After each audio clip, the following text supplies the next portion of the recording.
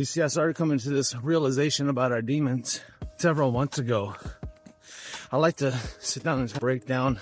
A lot of times I'll sit down and break it down and dig deep into certain topics, and facing our demons was one of them. And one of the biggest realizations came with when I read Napoleon Hill's book, and I saw a quote he had in there about your other self lies on the other side of the pain that you're suffering through right now.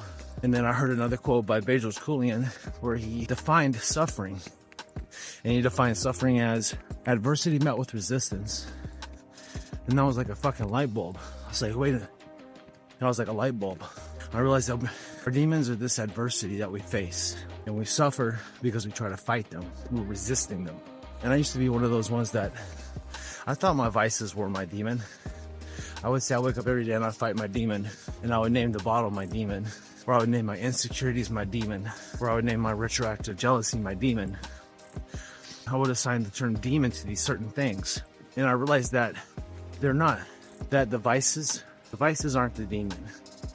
The insecurity, that's not the demon.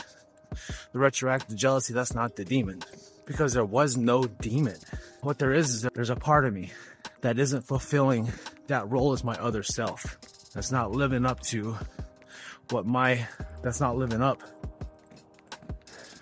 to the role of my higher self. And so these things are brought out.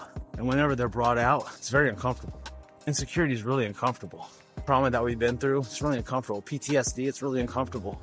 But they're all holes and gaps that need to be filled for us to reach our higher self. And so since this journey is all about spiritual growth and reaching our higher self, we have to face these. We have to accept them and learn from them.